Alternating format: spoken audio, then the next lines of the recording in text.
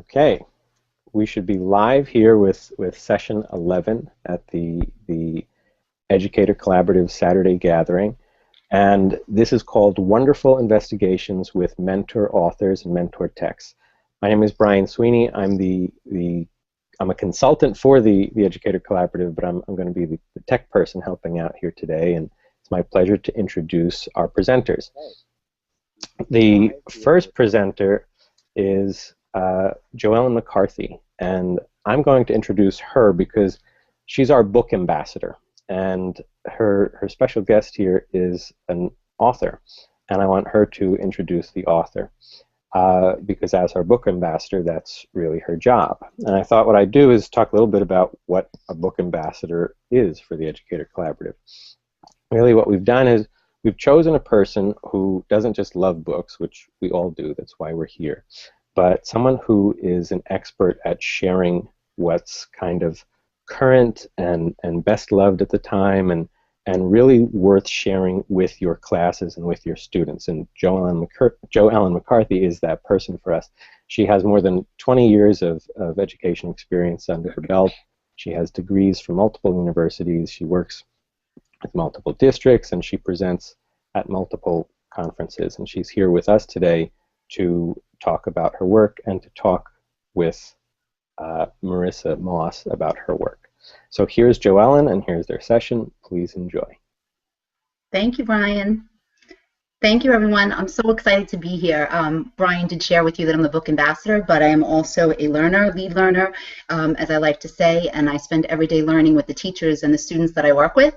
I also am a proud Nerdy Book Club member, which I think is helpful when you're a book ambassador, and I truly believe that authors are rock stars. So in my travels, attending conferences, which I believe to be, I call those conferences literacy Super Bowls, and I had the pleasure of meeting Marissa Moss with colleagues. I was with my colleague Erica Pecorelli and Dave Schultz, and we attended a session going back now, probably, I think that must have been 4 or 5 years ago, Marissa? Yeah, I think so.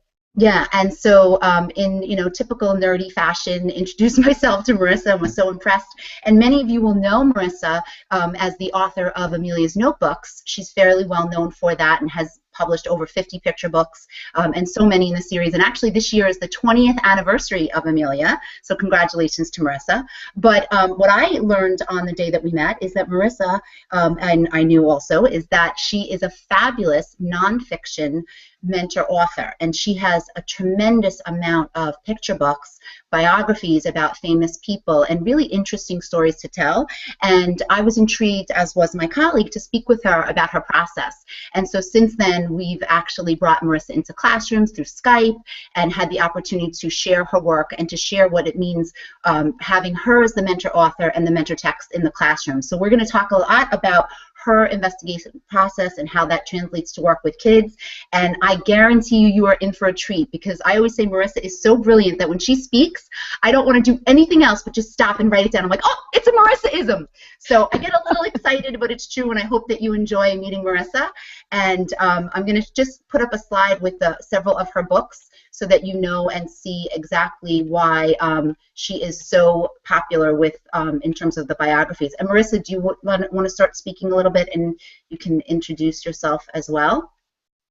Sure. I wanted to, since it is I know we're going to talk a lot about historical research and those sources, but I wanted to talk a little bit first, because it is the 20th anniversary of Amelia's Notebook, about the notebooks and why I think they are still great models for inspiring kids to write. Because when I first did Amelia's Notebook, I mean, it looks like a kid wrote it. The things she lives and experiences are completely ordinary kid stuff. She's not a star athlete. She's not an amazing actress or singer or particularly talented. She's just a regular kid. And she shows in her books, basically in her notebooks, a way of writing and drawing that any kid can access. And I was recently at a young writers celebration where they were presenting the awards, and a teacher came up to me afterwards and told me that she had heard me speak years ago, and one of the things I had talked about is the different narrative strategies you can have in a notebook. And she said that what she took away from that was that you can be messy. It's okay to be messy, because Amelia writes in the margins. She writes all over the place. She writes in words when she's thinking in words, in pictures when she's thinking in pictures, and that gave the teacher permission to work that way with her students. And she had one student who was a boy who was always writing in the margins, and she'd been coming down hard on him and wanting him to write in nice, neat paragraphs. And after she heard me talk, it freed her. She said it basically gave her the permission to just encourage him, which dramatically changed his writing. He became a really good writer, and she felt like she was a better teacher for him. So I'm hoping the notebooks still do that for kids and for teachers, show them other ways of thinking and writing, because we all have different styles of thinking, and writing is thinking, and just empowering your kids to do what works best for them. I love that. And I just put up a slide to share some of the examples from Amelia's notebooks. And in fact, one of my favorite things about Marissa is she references that all the time about being messy and taking risks and giving kids an opportunity to see what's possible. So yeah, we're absolutely going to discuss just keeping a notebook and what writers do, which is observing the world around them and ask questions and wonder. And we'll also pair some text with Wonderopolis, because that's a fabulous resource that I use very often in the classroom. And it's important to ask questions and to know what our kids are thinking. We want our kids to ask questions. It's about questions. I know in Chris's book, in Energizing Research, Reading, and Writing, which I actually have in my pile of professional books on the side, he says that investigation starts with I, and it's so important that we figure out what our kids are passionate about, and then we tap into that, their curiosities and their passions and what they want to learn and investigate, because that brings joy into the learning. So we're really excited about presenting together and sharing some of her process and her work. But we also hope that you will participate with us today as well.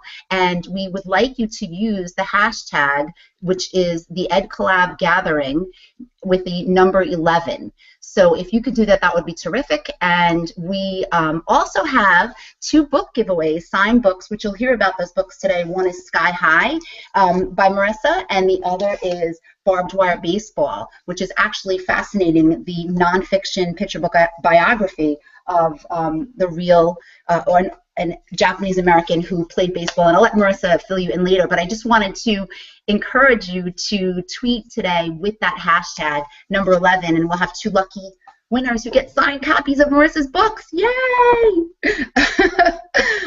So I'm going to put the slide share up again just to show a picture, and again talk a little bit about how we can bounce back and forth between Marissa's work and the process that she uses as a writer and how that impacts our students. So ultimately, we want our kids to be engaged and excited, and we want to empower kids with choices. Choices and voices are what really matters. So this is just a slide from one of my districts. I do work through Always Learning and also through the Educator Collaborative, and I just think this is a wonderful literacy snapshot that demonstrates, that we have to think about the passion and the interest of all of our students. And as Regie Routman says, unless we reach into our students' hearts, we have no entry into their minds. And so what I love about that picture too, it really celebrates a community of learners.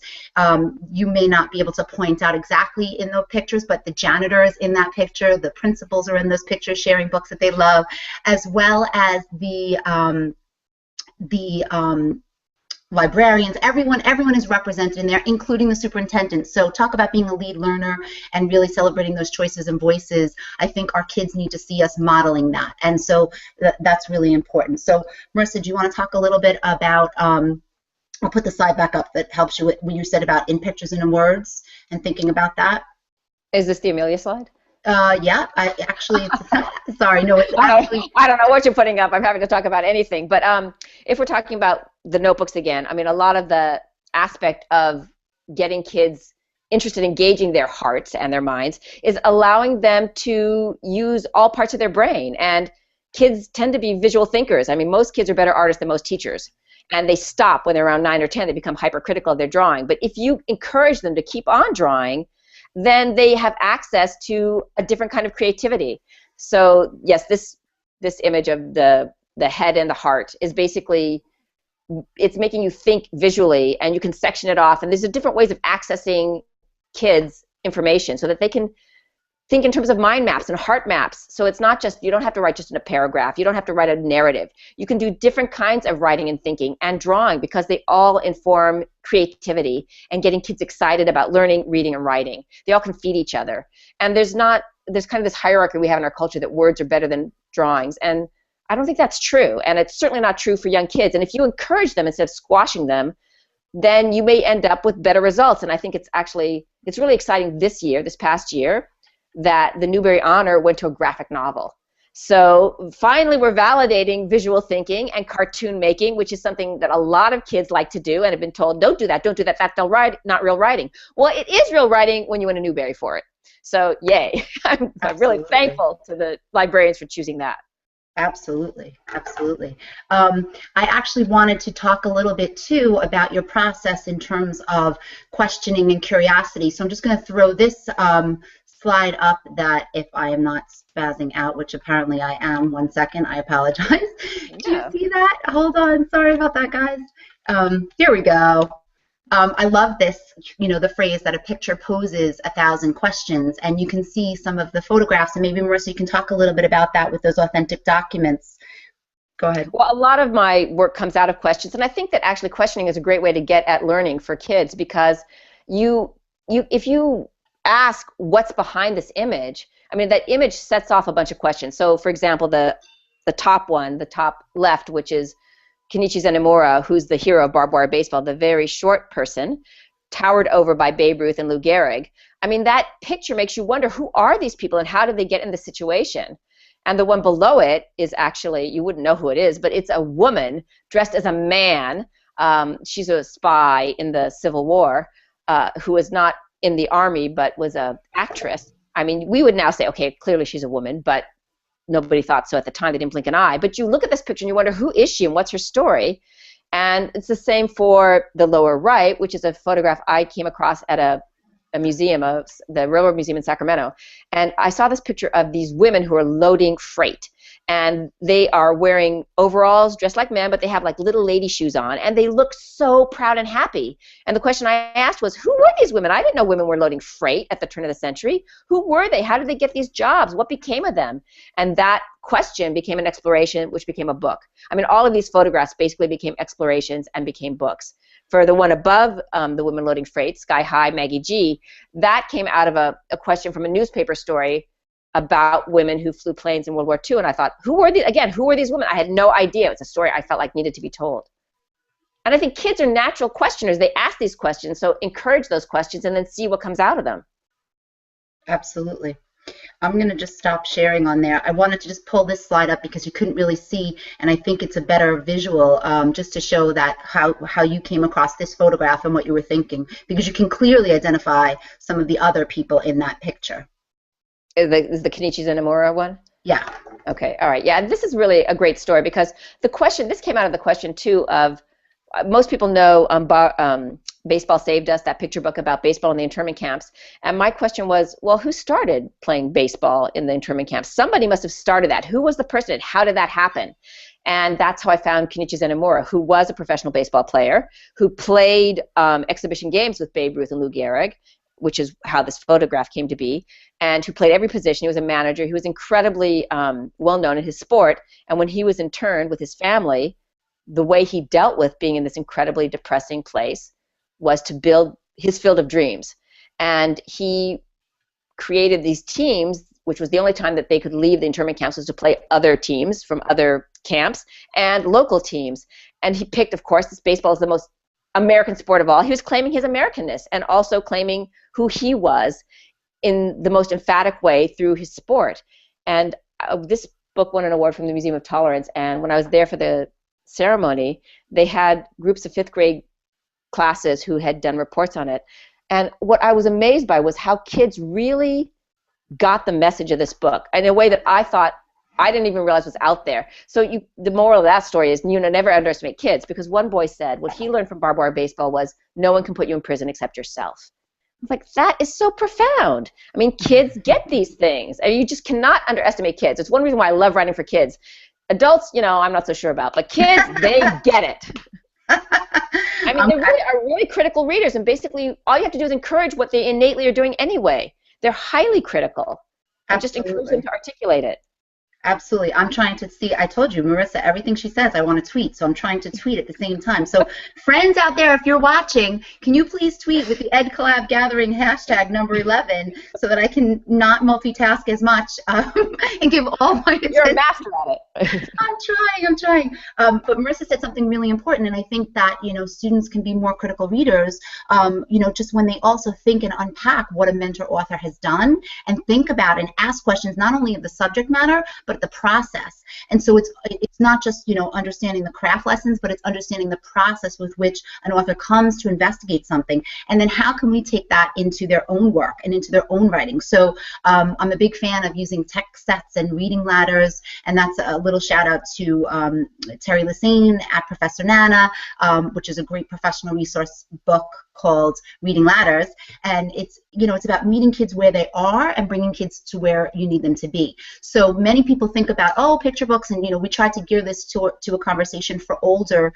students specifically because, you know, we're preaching to the choir when we say at the elementary level that, you know, we need to use picture books, but picture books are so powerful. They're a valuable resource, and, you know, I think Don Graves said something about picture books or poetry being big thinking in small packages, and it's really important that we think about that because we have an opportunity to model and to think aloud and to take out pieces of text language and word choice, and, you know, as Chris and Kate's book talk about in Close Reading, finding a lens and thinking about that and setting a purpose for our kids, and what is it do we want them to see and then to emulate. And in my opinion, we want them to emulate other teachers and other authors and writers and other students who are curious, who are wonderers, who ask questions and then go out and seek that information, and also to, you know, create arguments around the information and the data that they collect and put a spin on, because their stories are important. So I actually have an image that I want to share, and I don't think I have screen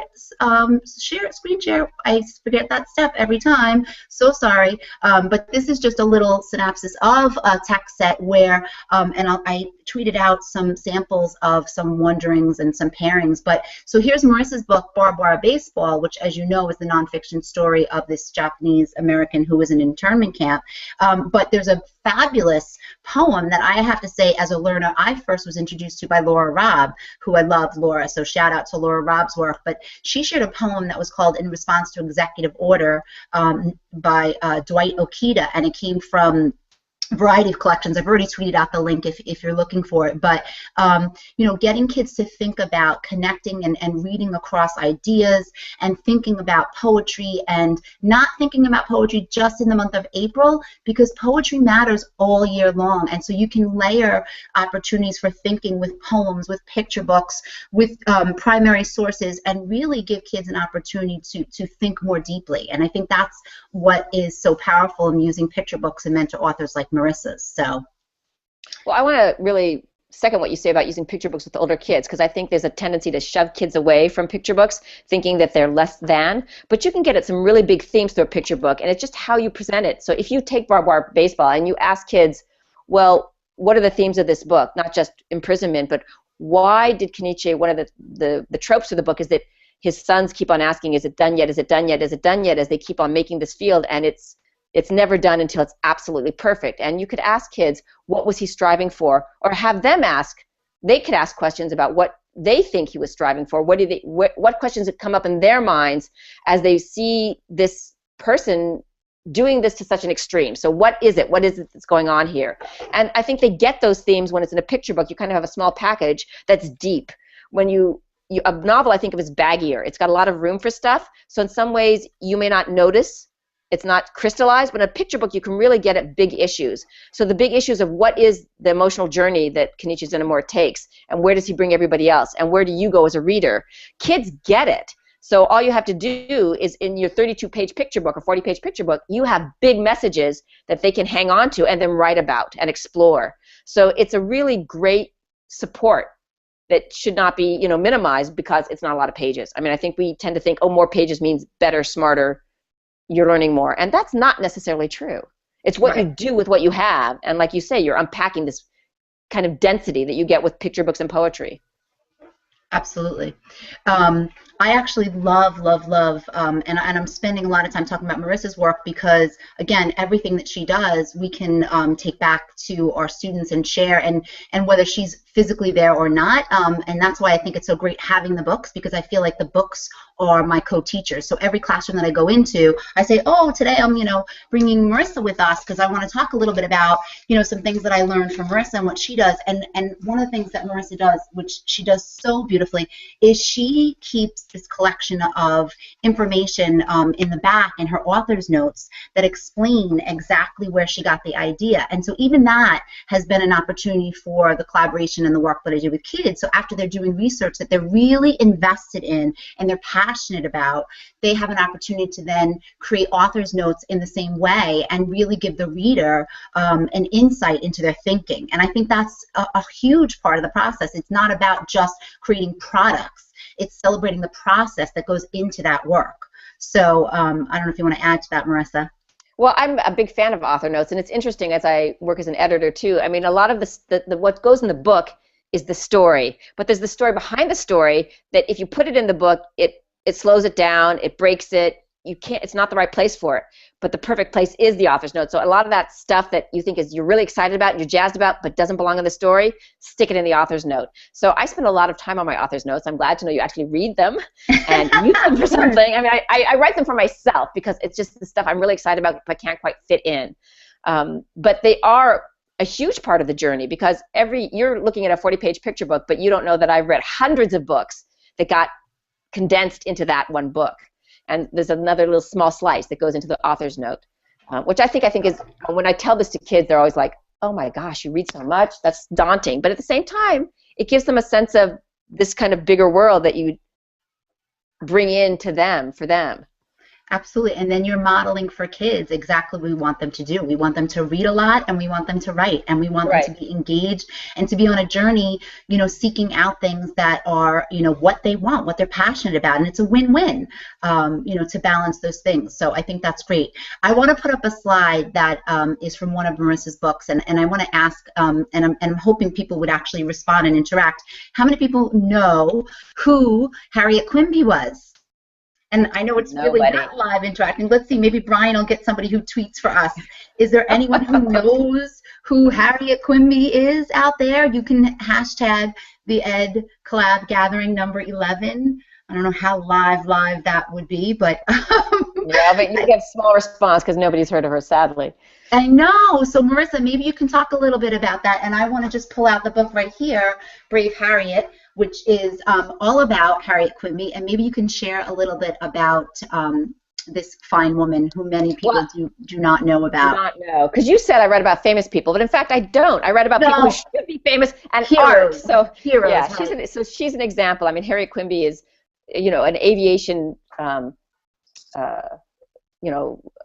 she's kind of she's a forerunner way before Amelia Earhart, who everybody's heard of her. But Amelia Earhart was in the 30s. Harriet Quimby's in the early 1900s, and this is when airplanes were like big box kites. And she was one of the first women to get a pilot's license, and she is the first woman who crossed the English Channel. And like I say, this was early in aviation history. And she, if you were flying with just a compass, and if you were off by a couple of degrees, you were off over the North Sea, and you were never heard from again. So she was taking huge risks and was an incredibly brave person. And she's not well known because, although she was a reporter at the time, and she was writing for the New York Herald, which is the antecedent to the New York Times, and all before her trip, she's writing about the preparations and getting the plane and waiting for the right weather. The unfortunate thing about her trip is its timing. Timing is everything. And she happened to land, as that image shows, she lands in Calais on the same day that the news of the Titanic broke. So the day after the Titanic sinks, the news comes up, and her story is buried. So as I'm going through newspaper archives, all I see, it's all Titanic all the time. Her story finally appears months later at the very back page of a newspaper in a tiny column.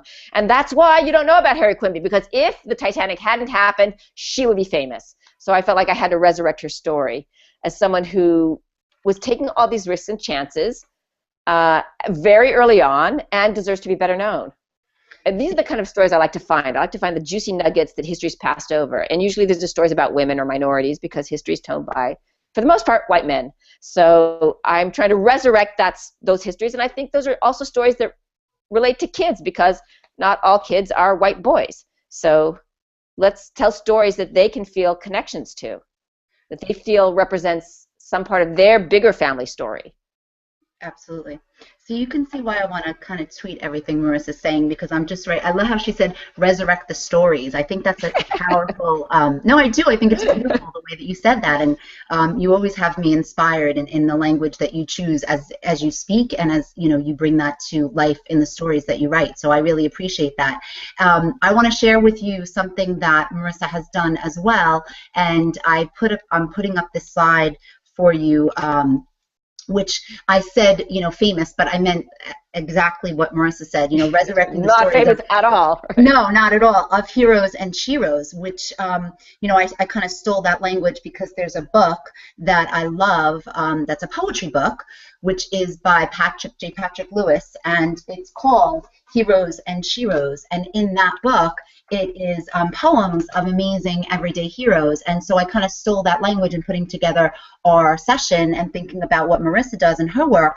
But one of the things that's in here, and I would love to share, is there's a poem in here that one of the everyday heroes is elementary teachers and professional teachers and all of that. And that's actually in here, but it says, and this is beautiful, it says, teachers are pathfinders, guides, truth seekers, champions, role models, and guardians. Some of the greatest heroes and sheroes can be found in classrooms. And I know Marissa and I feel that way, and are passionate about the work that we do, and so being a teacher, we are hopefully all touching the hearts and the minds of the students that we work with. So thank you, Marissa, for that.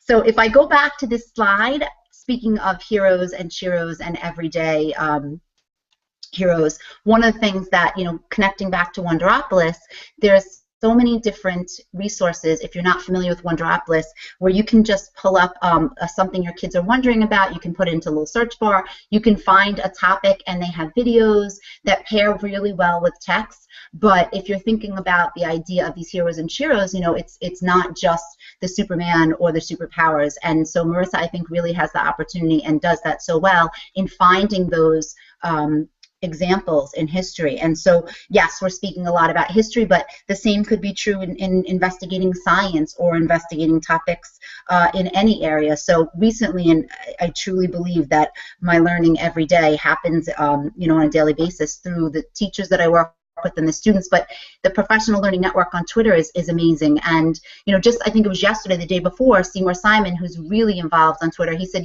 good teaching is not driven by answers but by questions. And when I shared that with Marissa, she said, oh, I love that, because it's so true that it's not just about teaching, it's reading and writing and learning. And do you want to say a little bit more about that, about being driven by those questions, maybe in your work or? Well, I think questions drive everything I do. I mean, that's what every writer is asking, these what-if questions. But also, one of the things that I like to talk to kids about when you talk about asking questions and wondering and everyday heroes and superpowers, I think that brings me back to people like Maggie G, finding people that in your community that you can ask questions of, especially old people, because old people are like living history. And I mean, I'm getting older myself, so I feel like a little bit, tiny bit of like living history, but I'm talking about people in their 80s. Those people are amazing. They are my heroes, and they have lived through some incredible times, and it's something I really encourage kids to do. And I talk about how I wrote this story about Maggie G in Sky High, because she's the only person I've written about who was alive. She's unfortunately died last year, but who was alive when I was writing the book, and who I could interview and ask questions of, and who had a huge amount of material that I could use in writing her story. So this is the kind of person that I use as a model for kids, that if they talk to a grandparent or a grandparent's friend or an older friend they know, what they might have in their attic could be telling a ton of stories that they could bring into their own books. So it's basically writing up questions. What kind of questions would you ask this person who grew up at a very different time and maybe in a different country? So you could ask them for their story. How did they get to this country? What did they do? What was it like for them going to school? How did they get their first job? These are questions that really matter. And that's kind of writing down your questions and then presenting them and using them to write your own story. It's kind of teaching them the interview technique that I use as a writer when I'm going forward, and even when the person isn't alive. Okay, I had Maggie I could ask. I'm asking those questions in my head as I'm writing the book. As I'm reading books and getting research material, part of what I'm doing is figuring out, okay, that part answers that question. Now I have this question that I want to know what kind of food they were eating, what was the weather like, what were they doing, and that all kind of fuels it into the book. Even if you don't write it or spell it out, it's in the back of your head and it sets the scene in your own mind. You know your character better. So it's just all kind of fodder for your writing. There's never too much information. You may not put it all on the page you don't want to, but you need it all inside of you. It's just kind of using your questions as guidelines. So that's kind of both using questions and using heroes. And everyday heroes that you can find in your life. They're there. You just have to ask them. Absolutely. Recently, in one of the districts that I work in, and also as part of preparation for a session that I did with my colleague Erica Pecorelli, Marissa, and myself, we did that for NCT last year. We talked about inquiry notebooks and the investigation process, and having kids collect from artifacts and real, opportunities through the conversations that they have with people that they know, people that they've met, people that they want to know, and then they went out and then used those artifacts to find the stories. And I think that that was a powerful, successful way to do some of this research as well, because we're giving kids the opportunity of all ages to find things and tell the history from their own lives and from their own experience. So I do think that, bringing in a book like Sky High or Brave Harriet or any of those, and especially because they're so rich with the materials. In the book Sky High, for example, in the very last part of the book, because as Marissa said, Maggie did keep so many things, there were real authentic photographs from her life, and she found many, many, many examples through that. And so, yes, a picture poses 1,000 questions, but it allows us to have that opportunity to get some answers as well and to tell that story. So I do appreciate that, Marissa, because it makes our job as teachers so much easier, having the examples that you do. And then when we do that, we're never alone. I think Katie Wood-Ray said, that, there's no revision without vision, but I think it's just as important to say that there's no anything without the vision, right? We need to show kids not really. I mean, you need to be able to see and to have a model, and you need to also write in front of your students, with your students, and show them that process. So, I just love having authors like Marissa who we can bring into the classroom, and I'll tweet out some other nonfiction kidlit favorites. If we were here today all day, I'd love to have them all here, but I think that's the beauty of connecting with educators and authors on Twitter, and the rock star authors that are able to be in our classrooms, because it just makes a tremendous difference for our students. So I appreciate that. One of the slides that we also put in, see, I keep going to the slide without hitting the slide share. I apologize. I love this. This actually comes from Farmingdale and Patrick Klosik, and I appreciate that he shared this with me as well after coming to a workshop and a literacy forum that we had hosted actually with Tony Sinanis at Kaniag. We do that every year for administrators and teachers, just kind of celebrating learning and what we love about learning. And a favorite book that I've used and talked a lot about this year is the 10 Rules of Being a Superhero, and getting kids to reflect and to think about their everyday heroes and experiences and the superpowers that they have from their own lives. And so I just absolutely love that book, because I think it really talks about the tips, and some of the tips that I really hold on to is that every superhero needs a sidekick. And in my opinion, Marissa Moss is the perfect example of a sidekick. And those books that I have that I bring into the classroom and that we all bring into the classroom, those are our sidekicks, because they help us be able to reach kids. And when we figure out what they're into, what they like, what they're passionate about, we can have a variety of opportunities to reach those kids instead of having, one size fits all. Sorry, that was, I'm sorry. We have some issues in New York, but just being able to have variety and choice, because as you know, choice empowers. So I appreciate that, Marissa. Yeah, because everybody learns differently. Absolutely. Absolutely. And, one of the things we were saying, Marissa and I too, even Mrs. Frizzle in her, in the Magic School Bus, she says, learning is messy. And it's so true. We could probably sit here and just spend the whole time talking about everything we ever learned. We learned from children's picture books, right? And the wonderful authors that have gifted us with those. So I think that's great. And I hope that, for those of you joining in today, that you're being reminded of, and maybe tweet out to us some of the titles that you use and that you love that help reach your kids in the same way, whether it's about any form of writing, reading, or thinking, because all of the above are, what we need to do to be reaching our kids. So. And it's not just learning that's messy, it's writing that's messy, which is why I always bring in my rough drafts to show kids, because my rough drafts are so horribly messy, and when they're always like, oh my gosh, is that what you do? I mean, that's just awful. You can't read the handwriting. I mean, it's just the sketches are just blobs. And the point is to show them that no one writes a perfect first draft. It's impossible. And to give them permission to make mistakes, because mistakes are basically sometimes where the fun happens. When you let down your guard and see what comes out on the page, you might think, like, wow, that's really something. I want to use that. And I didn't intend it, but it just came out. Because when you're trying to mold things, when you're just facing a blank page and you're trying to make it perfect, I think that's when people get writer's block, because there is no perfect. You let yourself be messy, you can always come back and revise. And revision gives you permission. So it just take that as your permission to make a mess and have fun and explore and see what happens. I think a lot of first drafts are like, I think of it as like a plate of soup. There's just nothing there but blah. I just put it out there, and then I'm going to carve it away. I'm carving my soup, but I'm mixing my metaphors. But I'm going to mold it up so it has more shape. You just let it be, and then you can find out what you have. But otherwise, you don't have anything. So you have to. I think kids want to be. They hit 9 and they want to be perfect, and that's something like you just got to dissuade. There's no such thing as perfect. There's just messy, and then making it better and better and better as you get closer to the image you have in your head. No one ever gets there. You just get closer. And adults are the same. The kids need to know that we, as adults, struggle with this. Professional writers, we struggle with this. We make messes. And when I tell them how many times I revise a book, I know they think, wow, she's a really bad writer because she needs to redo it so many times. But that's kind of what it takes. It just takes patience. See, now, for my friends who I'm going to ask after, because I can't tweet as fast as I want to, do you not want to tweet every single thing that is coming out of Marissa's mouth?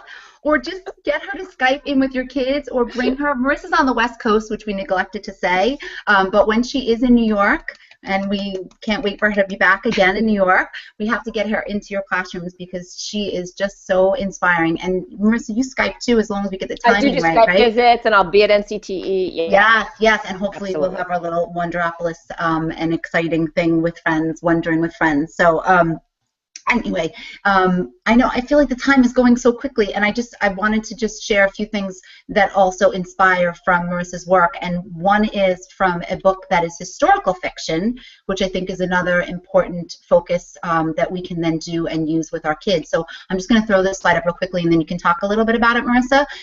True Heart and the author's note, and a little bit about what that is. Do you want to share with everyone? Yeah. So we started talking about this at the very beginning. Seeing this picture and then wondering who these women were. So that started me asking the questions, and the frustrating thing was I couldn't find out anything about them. So I tracked down the curator of this exhibit and where she got the photo, and she basically came up empty. She said, I found this. I don't know anything about these women. I don't know who these women were, what they were doing. So then I had to ask myself, who could these women be? Who would these women be? And I knew where the photo was taken. It was taken in Wyoming. I knew the date of the photo. That was it. So then I had to ask questions about what was life like for a woman in the West at that time, turn of the century? What options did they have? And in fact, as you chip away, and it's hard because women aren't written about in general. Men are written about. But there are some pioneer diaries and journals that you can read.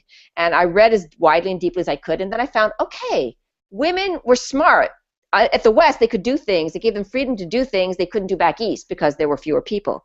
So women took advantage of this and took on these jobs that they wouldn't normally get. And if you go back to that photo, there's one woman in particular that I zoomed in on. She just has this great smile, and I thought, like, she's my main character. And she becomes Belle, who is the hero of True Heart, who starts loading freight and becomes a train engineer. Because I thought, well, if women could load freight, maybe one of them became an engineer. We just don't know. It could have happened.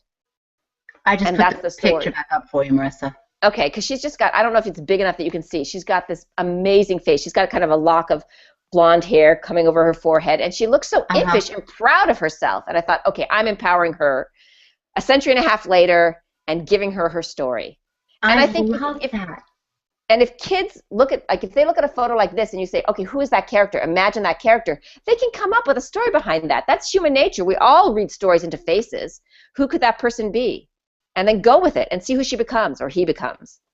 That's a great segue to the next slide, which kind of translate that work into work that we're doing in the classrooms, because I actually have 2 pieces of letters that were written to Abe Lincoln, fictional letters from kids for history. But I love the quote that comes above it, which is that facts are data and truth is the sense we make of that data. I pulled that quote out of Georgia Hurd's book, which when I stopped sharing this slide, I will show you that as well. But these 2 letters I think are perfect examples. These were 6th grade students that I work with, but the one on, I guess it would be the one that says Dear Abraham Lincoln, let's start with that. And it's the voice in here, and again, knowing your story and knowing your history is one thing, but then to kind of think about putting yourself in that role for kids, they were internalizing this, and as Marissa said, having the opportunity to really express what they were learning. So, you know, I've been petrified about the war. I wish it will end soon. Now that the slaves are free and fighting, I feel a little better. The soldiers must be horrified. I heard there's enough blood to fill an ocean. I want this war over. I want peace for all. Help them win this war. And then another student, which I love this one because there's so many examples of how thoughtful and reflective this student was on, you know, changing every word to be the perfect word choice and how someone would sound during this time period. So, Dear Abe Lincoln, Lee's acting a fool's role. He's planning on heading west, we can tell. He ain't gonna get away with what he's done to all my good friends. Thank you, sir. You creating the Emancipation Proclamation. It will help us win now that we have more African Americans, thousands of them, enough to double our army. Please, sir, stay alive so you can help us win the war. Keep us alive. And look at the bottom. This student was so thoughtful and reflective, always loyal, and not just Daniel, but Daniel G. So that, you know, kind of fitting into, you know, what would be appropriate and what would be thoughtful for someone writing in that time period. And that was really after some studies looking at Marissa's work with the journals. And we didn't really talk a lot about the journals that you have in that personality and that persona. But do you want to speak to that at all, the journal writing that you do? Well, I mean, actually, jumping off of what you were just saying about the letters, what I love about that is it's not just writing, it's history. And that's my other passion besides writing is history, because history is basically stories that really happened. What could be better than that? And I think that the way history is taught tends to be a litany of names and dates, and it's really crushingly boring for kids. But this is a way of making it accessible and interesting, that they're role-playing, that they're imagining what it would be like to be alive at that time and how they would feel, and then writing about it. So you basically marry 2 kinds of interesting intellectual explorations, history and writing. And I think that's a great way to get at both, because, I mean, it's a win-win. You kind of doubling down on getting both, you know, talked about, and getting kids to think about history as stories that they can feel part of and then retell in their own voices, or voices they've created, like these students did at the time of Abraham Lincoln, which is, I think, fabulous. That, I mean, and I use the journals basically when I do my historical journals. The whole point of using the journal format is to make history come alive to kids by making them look at what looks like an original document. Because to me, that's what's fascinating about history, going back in time and reading documents from that era, whatever era it was, instead of reading somebody's retelling or reimagining of it, seeing the original stuff and then feeling like, oh my gosh, I'm there. And that's what I want them to feel in a little snippet from any of the historical journals or even the picture book biographies, is to make them feel like they're there at that time. And it's not some distant, boring past.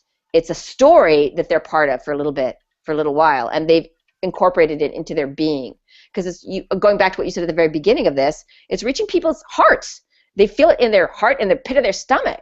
I mean, they're worried about the war. That's powerful stuff. That's a way of learning that's visceral. You want kids to learn viscerally, because then you really do learn it. It means something. It's not just a fact you remembered for a test, you've thrown it out there and you forget about it the next day. Absolutely. I know some people had questions for Marissa about Skype, and I think that we did answer them, but I can't believe how time flies when I'm talking with Marissa, because she's just so wonderful, and I'm really honored and thrilled to be able to present with her at various conferences, and I've had that opportunity and will continue to have that opportunity. And I hope that if you were able to find out about some of her work today for the first time, that you'll check out her books. But really, more importantly, that, just a takeaway might be thinking about how we can, again, focus on that literacy beginning in the heart and not just the head, and finding out what our kids are passionate about and celebrating that and giving them opportunities to expand on what's possible. So many different wonderful things, but putting the right book in the right at the right time in the hands of the reader just makes magic happen. So hopefully we gave you some food for thought today, and I would welcome continued questions if you want to use the hashtag. We have 2 people for books that are going to get books. I thank Marissa for her time and her talents, and I really, really appreciate the fact that she was able to join us today. So I look forward to our next adventure together, Marissa. It's always a pleasure. And thank you to everybody who tuned in from the Ed Collab. We look forward to learning with you and continuing the journey. So enjoy the rest of the day and the closings. Thanks for stopping by. Thank you.